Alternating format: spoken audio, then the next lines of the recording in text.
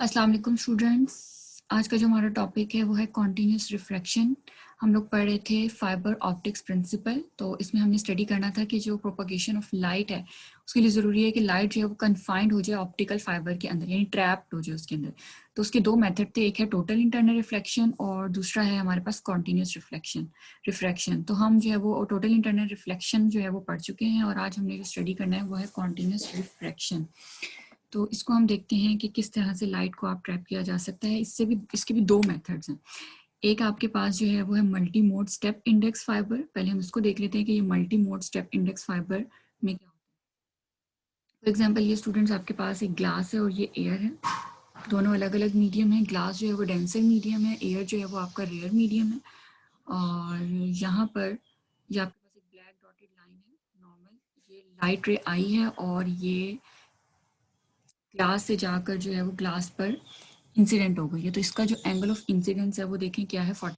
और अगर आप देखें तो ये एंगल ऑफ इंसिडेंस ग्लास का जो क्रिटिकल एंगल है उससे क्या है, ग्रेटर है। तो ग्लास का क्रिटिकल एंगल है 41.8 और जो आपके पास एंगल ऑफ इंसिडेंस है वो कितना है 42। तो 42 जो है वो जब ग्रेटर हो जाएगा angle of critical angle of glass से, तो तब लाइट जो है वो रिफ्रैक्ट होने की बजाय क्या हो जाती है, रिफ्लेक्ट बैक हो जाती है इनटू द सेम मीडियम। तो ये लाइट जो है वो रिफ्लेक्ट बैक हो गई है इनटू द सेम मीडियम के अंदर। तो यहाँ पर ये इन्होंने एक जो है वो आपका स्टेप इंडेक्स फाइबर दिखाया हुआ है जिसके अंदर अगर लाइट इंसिडेंट हो रही है with the greater angle of critical, फिर तो क्या होगा, आपके पास लाइट इस तरह से ट्रैप्ड हो जाएगी। और अगर आपकी जो लाइट रे है वो एंगल ऑफ इंसिडेंस उसका क्रिटिकल एंगल से ग्रेटर नहीं है तो लाइट ट्रैप्ड होने की बजाय देखिए रिफ्रैक्ट हो गई है। तो इसको उन्होंने एक और एग्जांपल से समझाया, जैसे उन्होंने एक रे 1 कंसीडर की है। यहाँ पर ये बता रहे हैं कि आपके पास एक ग्लास है और ग्लास जो है वो आपका एक डेंसर मीडियम है। इसी तरह से ये है आपके पास एयर और एयर जो है वो आपका रेयर मीडियम है। और यहाँ पर ये एक नॉर्मल ड्रॉ किया है उन्होंने। अब ये 20 के एंगल पर लाइट इंसिडेंट हो रही है, यानी एंगल ऑफ इंसिडेंस जो है वो 20 है। तो क्या ये क्रिटिकल एंगल से ज़्यादा है? नहीं, ये क्रिटिकल एंगल से कम है। तो लाइट क्या करेगी, लाइट रिफ्लेक्ट होने के बजाय रिफ्रैक्ट हो जाएगी, ऑप्टिकल फाइबर के अंदर वापस नहीं आएगी।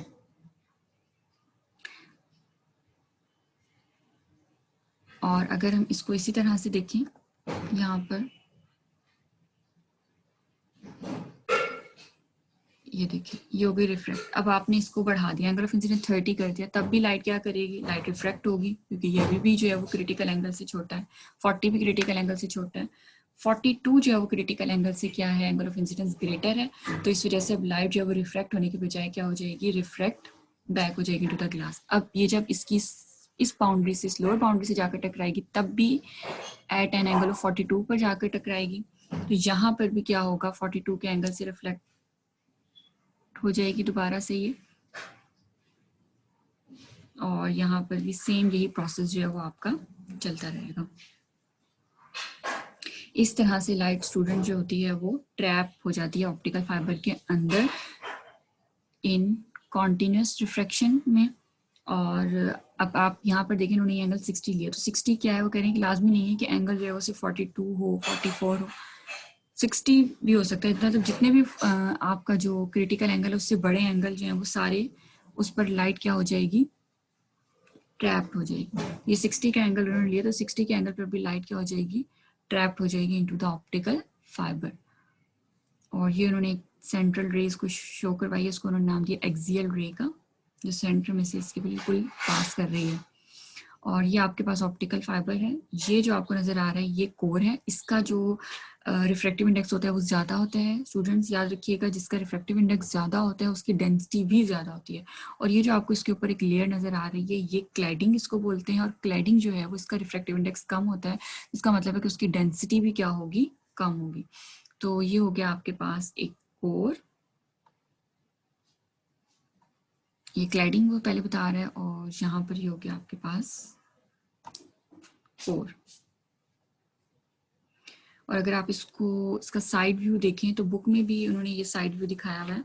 यहाँ पर आपका पेज नंबर 227 पर देखें तो ये आपके पास जो है ये सारा आपके पास कोर है और यहाँ से जो है वो आपके पास ये क्लैडिंग शो हो रही है। तो आपको मैंने बताया कोर की जो रिफ्रैक्टिव इंडेक्स है वो अलग है, यानी कि वो ज़्यादा है, और जो क्लैडिंग है उसका रिफ्रैक्टिव इंडेक्स कम है।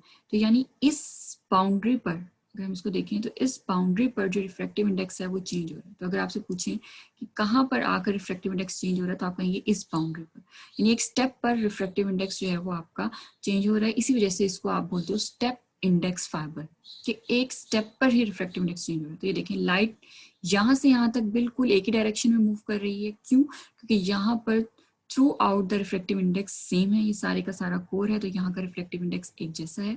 इस स्टेप पर क्या होगा, रिफ्लेक्टिव इंडेक्स चेंज होगा, इसलिए इसको बोलते हैं स्टेप इंडेक्स फाइबर। यहाँ पर ये देखें, ये रेड लाइन से आपको शो करेगा अभी, ये आपके पास वो बाउंड्री है, वो स्टेप है जहां पर आपका रिफ्लेक्टिव इंडेक्स चेंज हो रहा है।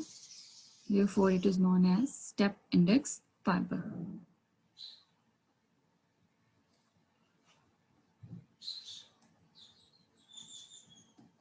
नेक्स्ट स्टूडेंट, इसी का मैं आपको दिखाती हूँ। यहाँ पर ये आपके पास कोर क्लैडिंग था, और अगर हम इसको यहाँ से फ्रंट से देखें तो ये कुछ इस तरह से नजर आता है, यानी कि ये पोर्शन आपको शो कर रहा है कि ये जो है वो आपका कोर है और ये आपका क्या है, क्लैडिंग।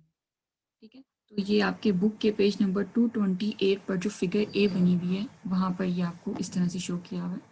ये जो बुक का आपका पेज है, ये देखिए यहाँ पर ये कोर है, ये वाला जो आप, ये वाली जो फिगर है आपकी, ये है multi mode step index fibre की, जहाँ पर आपको बाउंड्री क्लियर नजर आ रही है कि ये कोर है और इसके बाद जो है वो क्लैडिंग शुरू हो रहा है। यानी आपको साफ वाजिया पता चल रहा है कि कहाँ पर कोर खत्म हो रहा है और कहाँ पर जो है वो आपका क्लैडिंग स्टार्ट हो रहा है। तो इसको बोलते हैं कि इसकी जो है वो नोटिसेबल बाउंड्री है। आप बता सकते हो कि कहाँ पर कोर एंड हो रहा है और कहाँ पर आपका क्लैडिंग जो है वो स्टार्ट हो रहा है। नेक्स्ट जो हमारा दूसरा मेथड है वो है आपका multi mode graded index fibre. वो था स्टेप, क्योंकि वहां पर एक स्टेप पर रिफ्लेक्टिव इंडेक्स चेंज हो रहा था, यहाँ पर क्या होगा, ग्रेजुअली रिफ्लेक्टिव इंडेक्स आपका डिक्रीज होगा। तो उसको हम देखते हैं कि किस तरह से आपका ग्रेजुअली रिफ्लेक्टिव इंडेक्स जो है वो चेंज होगा। फॉर एग्जाम्पल, ये आपने क्लियरली इसका रिफ्लेक्टिव इंडेक्स सबसे ज्यादा है, बहुत ज्यादा है, और इसकी डेंसिटी भी जाहिर सी बात है कुछ ज़्यादा होगी। और आपने क्या करना है, इसके दोनों साइड्स पर एक और लेयर ली है और इसका रिफ्लेक्टिव इंडेक्स जो है वो कम है। इसी तरह से स्टूडेंट्स, आपने एक और लेयर ली, इसका रिफ्लेक्टिव इंडेक्स उससे कम होगा, और आप फिर इस तरह से मजीद लेयर्स लेंगे जिनका रिफ्लेक्टिव इंडेक्स जो है वो आहिस्ता आहिस्ता कम होता जाएगा। तो ये आपने जो है वो लेयर्स कंसीडर कर ली। तो अब आप यहाँ से देखें कि जैसे ही लाइट रे एंटर होगी तो किस तरह से जो है वो, किस तरह का फिनोमेना आकर होगा।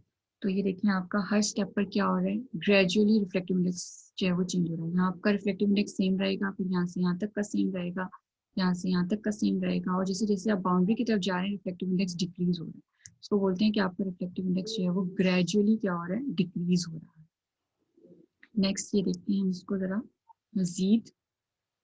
ये लाइट रे आई और ये एक ही डायरेक्शन में मूव कर रही है। एक ही डायरेक्शन में क्यों मूव कर रही है, क्योंकि अब तक जो है वो आपका रिफ्लेक्टिव इंडेक्स सेम है, डेंसर है। और इस वाले को आपने डेंसर क्यों कहा है, उसको रेयर क्यों कहा है, क्योंकि इसका रिफ्लेक्टिव इंडेक्स ज़्यादा था, और तो जिसका रिफ्लेक्टिव इंडेक्स ज़्यादा हो वो डेंस होगा, और जैसे जैसे आपकी लेयर्स ऊपर की तरफ जा रही हैं उनका रिफ्लेक्टिव इंडेक्स कम है, तो इसके मुकाबले में जो ऊपर वाली लेयर है उसका रिफ्लेक्टिव इंडेक्स कम है, तो ये रेयर हो जाएगा। तो अब जैसे ही इस स्टेप पर आपका मीडियम चेंज होगा, तो होता क्या है कि जब लाइट रे डेंसर से रेयर मीडियम में जाती है तो वो नॉर्मल से अवे बेंड कर जाती है। तो ये लाइट रे नॉर्मल से अवे बेंड कर जाएगी। यहाँ पर भी same, through out reflective index same होने की वजह से लाइट की डायरेक्शन यहाँ पर भी सेम है। अब जैसे ही इस स्टेप पर दोबारा से क्या हो रहा है, रिफ्लेक्टिव इंडेक्स चेंज हो रहा है। रिफ्लेक्टिव इंडेक्स चेंज हो रहा है मतलब मीडियम चेंज हो रहा है।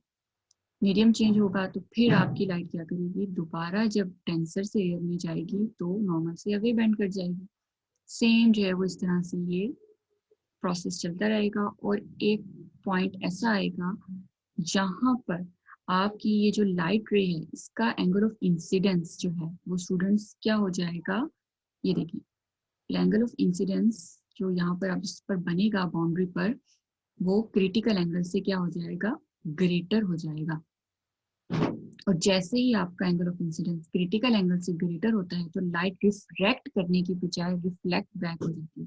तो अब इस स्टेप पर आकर लाइट जो है वो रिफ्रैक्ट नहीं कर रही है बल्कि रिफ्लेक्ट कर रही है, रिफ्लेक्ट बैक हो रही है। अब आप देखें क्योंकि जैसे जैसे आप नीचे की तरफ दोबारा आ रहे हैं तो क्योंकि आपका ये वाला जो था रिफ्रैक्टिव इंडेक्स कम था और नीचे जैसे जैसे आएंगे तो ज़्यादा होना शुरू हो जाएगा। तो अब आप रेयर से डेंसिटी में जाते हैं।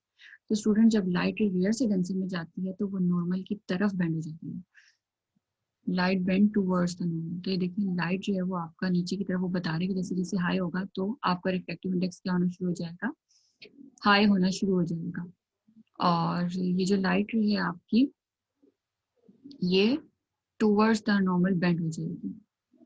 सेम प्रोसेस जो है वो इस तरह से चलता रहेगा और ये कुछ इस तरह का जो है वो आपको कर्व शेप मिलेगी। और यहाँ पर तो हमने कुछ ही लेयर्स कंसीडर किए, अगर हम इससे मजीद और ज़्यादा लेयर्स कंसीडर करेंगे स्टूडेंट्स तो आपको एक बिल्कुल जो है वो स्मूथ कर्व जो है वो मिलेगी। ये देखिए यहाँ पर एक स्मूथ कर्व मिल गई। तो अगर आप देखें यहाँ से पूरा यहाँ तक का जो आपका प्रोसेस था, यहाँ पर क्या हो रहा था, ग्रेजुअली आपका रिफ्रैक्टिव इंडेक्स चेंज होने की वजह से कॉन्टिन्यूसली आपका रिफ्लेक्टिव इंडेक्स चेंज हो रहा था। तो इस पोर्शन कहलाएगा कॉन्टिन्यूस रिफ्लेक्शन हो रही है, ठीक है, यहाँ से यहाँ तक। और इस पॉइंट पर आकर क्योंकि angle of incidence critical angle से ग्रेटर हो गया था तो लाइट रिफ्लेक्ट हो रही थी। तो जब आपका angle of incidence critical angle से ग्रेटर हो जाए जो लाइट होती है वो रिफ्लेक्ट हो जाती है तो उसको बोलते हैं टोटल इंटरनल रिफ्लेक्शन। तो इस पॉइंट पर आकर आपका क्या हो रहा है, टोटल इंटरनल रिफ्लेक्शन हो रहा है। तो ये जो पॉइंट्स हम लोगों ने वीडियो से अंडरस्टैंड किए हैं यही पॉइंट्स जो है वो हम अगली स्लाइड में इनको लिखेंगे कि आपके पास कॉन्टिन्यूस रिफ्रैक्शन जो है वो दो तरीके से होती है कि multi mode step index fibre और दूसरा होता है मल्टी ग्रेडेड इंडेक्स फाइबर। तो मल्टी मोड जो आपका स्टेप इंडेक्स फाइबर है स्टूडेंट, उसमें आपने देखा था, मैंने आपको बताया था कि एक कोर था और दूसरा था क्लैडिंग। तो कोर का मैंने आपको बताया था रिफ्लेक्टिव इंडेक्स जो होता है वो रिफ्लेक्टिव हाई होता है तो उसकी डेंसिटी हाई होगी, और जिसका जो है वो एक और उसके ऊपर एक हमने क्लैडिंग कहा था और उसका रिफ्लेक्टिव इंडेक्स कम था तो उसकी डेंसिटी भी कम होगी। और हमने देखा था कि लाइट जो है वो बिल्कुल स्ट्रेट पाथ में मूव कर रही थी क्योंकि आपका जो रिफ्लेक्टिव इंडेक्स था वो सेम था, और एक स्टेप पर आकर जो है वो चेंज होता है इसलिए इसको आप बोलते हैं स्टेप इंडेक्स फाइबर। और लाइट जो है वो यहाँ पर प्रोपागेट किसकी वजह से करती है, due to total internal reflection की वजह से। और इसको हम कब यूज करते हैं multi mode step index fibre को स्टूडेंट, जब शॉर्ट रेंजेस के आपको इन्फॉर्मेशन चाहिए होती है, यानी कि अगर आपने शॉर्ट रेंजेस के लिए यूज करना है, ज़्यादा दूर तक आपने जो है वो कम्युनिकेशन की बात नहीं की, ज़्यादा दूर की आपको इन्फॉर्मेशन नहीं चाहिए, तो उसके लिए फिर आपके पास जो बेस्ट है वो है multi mode step index fibre. और ये सस्ते भी होते हैं और आप इन्हें आसानी से बना भी सकते हैं, ठीक है, आसानी से ये मैन्युफैक्चर हो जाती हैं। और आपको मैंने दिखाया था कि किस तरह से इनकी जो बाउंड्री है वो नोटिसेबल होती है। ये मैं आपको यहीं से दिखा देती हूँ कि ये आपके पास मल्टी स्टेप इंडेक्स फाइबर की जो है वो डायग्राम इन्होंने फ्रंट यहाँ पर व्यू दिखाया हुआ है। तो ये देखिए कोर है और ये क्लैडिंग है, तो ये आपको पता चल रहा है यहाँ तक ये कोर है और उसके बाद ये क्लैडिंग स्टार्ट, यानी इसकी जो बाउंड्री है वो नोटिसेबल है, तो इसलिए इन्होंने यहाँ पर मेंशन किया कि इसकी जो बाउंड्री है वो नोटिसेबल है। नेक्स्ट जो है वो आपके पास है multi mode graded index fibre. उसमें हमने देखा था कि किस तरह से ग्रेजुअली आपका रिफ्रैक्टिव इंडेक्स जो है वो चेंज, तो यहाँ पर वो यही बता रहा है कि जो रिफ्रैक्टिव इंडेक्स है यानी कि डेंसिटी है वो ग्रेजुअली किस तरह से डिक्रीज हो रही है जब आप टूवर्ड्स द बाउंड्री जा रहे थे। और लाइट जो है वो आपने देखा था किस तरह से कर्व पाथ बन रहा था, तो वो लाइट जो है वो कर्व पाथ में ट्रैवल करती है। और लाइट की जो प्रोपागेशन है आपने देखा था दो तरह की से थी, एक आपकी कॉन्टिन्यूस रिफ्रैक्शन हो रही थी और दूसरा टोटल इंटरनल रिफ्लेक्शन थी। और यहाँ पर जो है वो आपने यहाँ पर अगर ये चीप है, ये थोड़ा एक्सपेंसिव है और बेस्ट क्वालिटी है, दूसरा ये है कि ये लॉन्ग रेंजेस के लिए यूज़ किया जाता है, ठीक है ना। और इसमें जो बाउंड्री होती है वो नोटिसेबल नहीं होती, कुछ इस तरह का इसका फ्रंट व्यू होता है। ये आपके पास ये कोर है और इसमें ही क्लैडिंग भी है, तो आपको समझ नहीं आ रहा कि कहाँ पर कोर खत्म हो रहा है कहाँ से क्लैडिंग शुरू हो रहा है। तो ये था आपका students continuous refraction optical fibre वाला टॉपिक। तो ये आपने अच्छी तरीके से अंडरस्टैंड करना बिल्कुल भी मुश्किल नहीं है, छोटा सा है। तो ये रह गया था तो मैंने कहा ये मैं आपको रिकॉर्ड करके समझा दूँ। बाकी नेक्स्ट जो है वो आपका ये चैप्टर कंप्लीट हो चुका है। शॉर्ट क्वेश्चंस और प्रॉब्लम्स जो हैं वो मैंने आप लोगों को असाइनमेंट में दिए थे, आप लोगों ने वो करने हैं, समझने, अंडरस्टैंड करने। और आप लोगों ने अगर कोई डिफ़िकल्टी है उसमें तो आपने मुझे बताना है, ठीक है। अल्लाह हाफिज़।